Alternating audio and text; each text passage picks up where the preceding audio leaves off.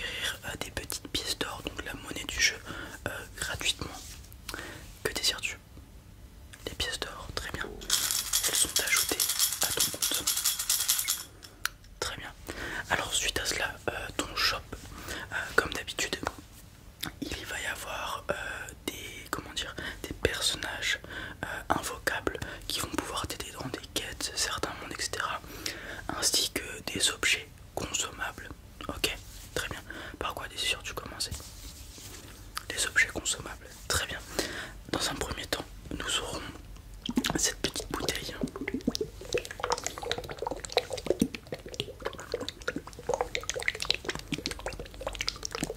Alors, cette bouteille va être pratique dans les mondes montagneux où il y a beaucoup d'altitude, de hauteur, de murs, etc., de falaises. Pourquoi? Car tout simplement, si tu en appliques sur tes mains deviennent, comment dire, comme Spider-Man. Tu t'accroches au mur, ok. Cela va te permettre de franchir des murs infranchissables de base, de gravir des montagnes plus facilement, etc., etc. Donc ça permet de gagner du temps au niveau du transport, j'ai envie de dire, et donc de la route à faire.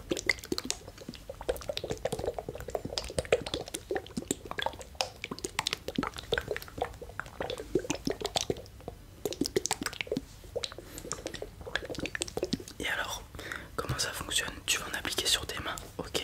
Tu vas les frotter quelques instants. Ensuite, tu vas venir sur le mur que tu veux franchir. Tant que tu restes sur le mur, tes mains vont coller. Tu vas pouvoir monter, ok. Une fois franchi le mur, la montagne, peu importe, l'effet disparaît. Tu as le nombre d'utilisation par rapport au liquide qui reste dans la bouteille. Donc, plus tu vas en mettre, moins tu en auras, et au bout d'un moment, le consommable va disparaître. Ok. Ça c'est très pratique. C'est parfois indispensable dans certains mondes. Alors cela dépend des modes de jeu que tu aimes jouer. Mais toutes les personnes qui adorent l'aventure, etc., ont déjà utilisé ce consommable ou l'ont dans leur inventaire. Des escaliers cassés qui ne t'emmènent pas où tu peux aller, hop, tu l'appliques et tu montes où il te faut. Ok. Alors on va avoir d'autres consommables. On va avoir cette petite paire de ciseaux. Alors détrompe-toi de sa taille, un peu comme Kirikou.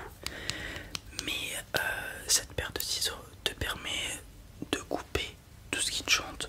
Tu peux couper un caillou, couper un arbre, couper des cheveux aussi bien évidemment.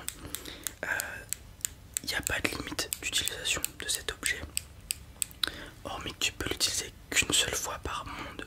Je dis bien par monde, hein, pas par journée, mais vraiment par monde.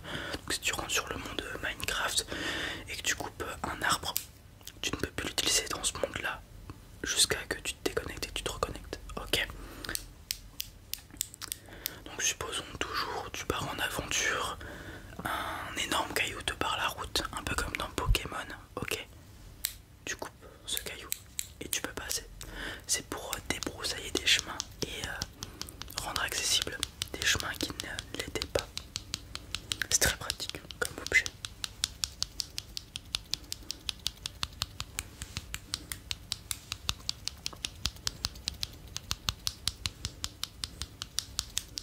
Et alors, ça fonctionne aussi sur les ennemis.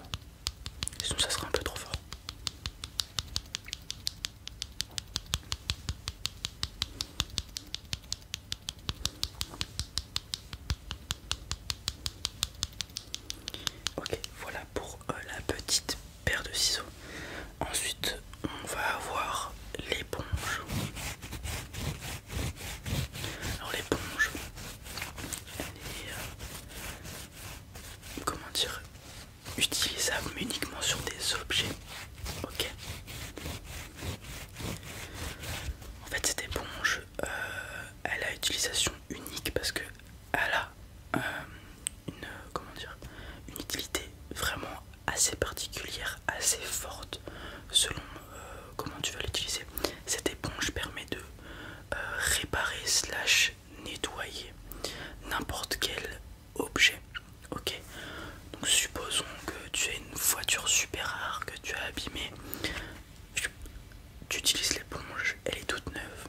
Ok, ouais, c'est très fort comme objet. Tu dois sans doute connaître le marché secondaire qui existe.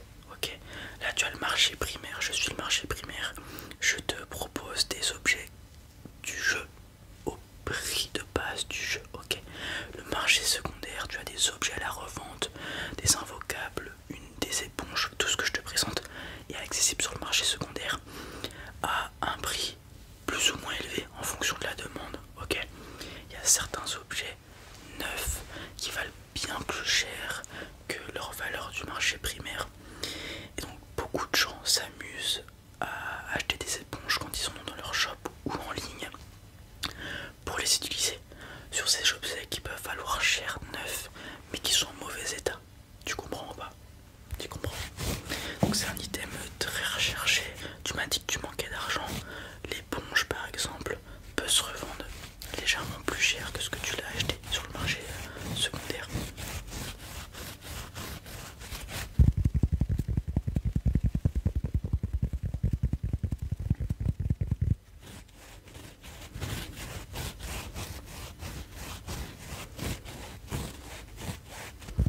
Donc voilà pour l'éponge, très pratique. Ensuite, on va passer aux invocables. Je t'ai présenté tous tes objets consommables. On va commencer par ça.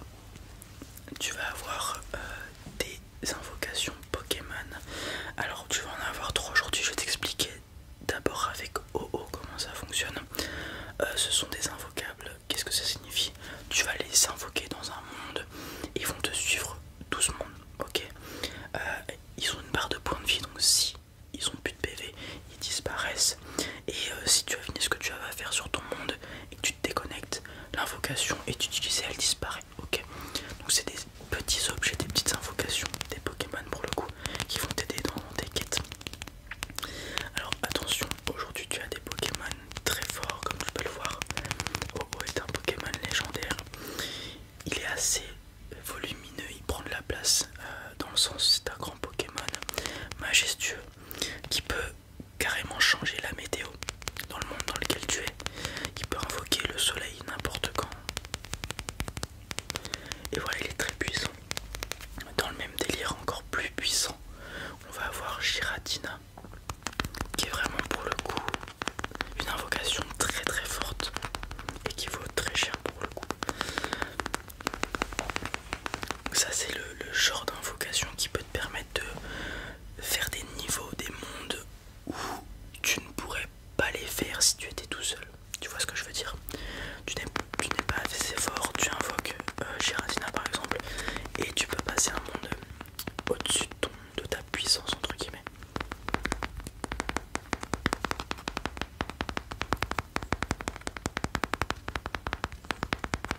Alors les invocations fonctionnent comment? Tu les invoques, elles te suivent et dès que tu attaques quelque chose ou que quelque chose te prend pour cible, l'invocation va l'attaquer instantanément.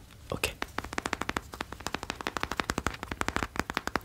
Et elles ont à l'intérieur une intelligence artificielle qui estime quelle est la meilleure attaque. Supposons que tu te fais attaquer par un groupe d'ennemis qui sont très nombreux, elle va privilégier les dégâts de zone. Ok, il y a une cible unique, elle va privilégier les dégâts à cible unique, donc qui font plus mal. Compris? C'est super fort. Et après on va avoir un Pokémon légèrement moins fort que les deux précédents et donc moins cher, mais qui reste tout de même puissant si on prend d'autres Pokémon. Et les câbles, un Pokémon de type électrique très fort avec des attaques de dégâts de zone super intéressantes. Voilà, celui-ci par exemple c'est une invocation que tu peux utiliser dans les mondes où il y a beaucoup de mobs, de groupes, des petits squelettes, des choses comme ça. Ok, très fort.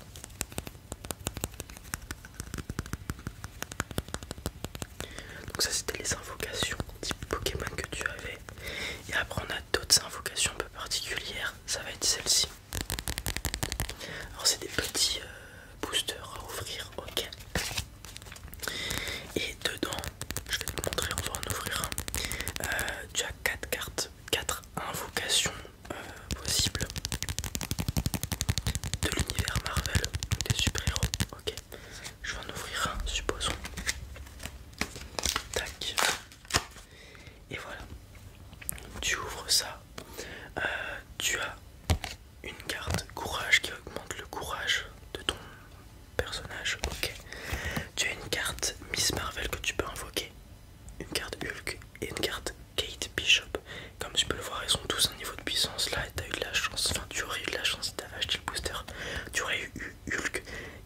à 8 de puissance, ce qui est très fort. Et déjà, ces personnages qui sont invocables, même principe que les Pokémon, tu les invoques dans le monde et te suivent, et ils sont en nombre de points de vie, etc. etc. Ok, très bien. Est-ce que tu désires quelque chose? Je t'ai montré tout. Est-ce qu'il y a des choses qui t'intéressent? L'éponge, ouais, bien évidemment. Ouais, il n'y a pas de limite. Tant que tu as l'argent, tu peux tout acheter. L'éponge, très bien. Les ciseaux. Ok. Tous les objets consommables, très bien. Donc tu prends aussi ça. Super.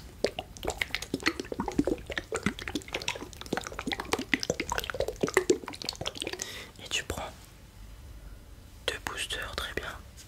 Ouais.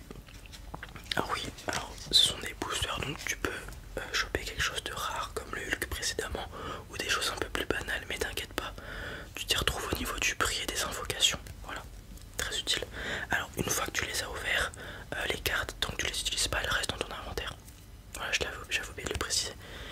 Et les câbles, d'accord. Tu t'apprêtes à faire un monde avec beaucoup de mobs. Tu vas voir, il va être très utile. Attention à l'invoquer au bon moment, limite au début du monde s'il faut. Et qui perdent pas ses PV. Ah, ça pourrait être dommage. Voilà, on part sur ça.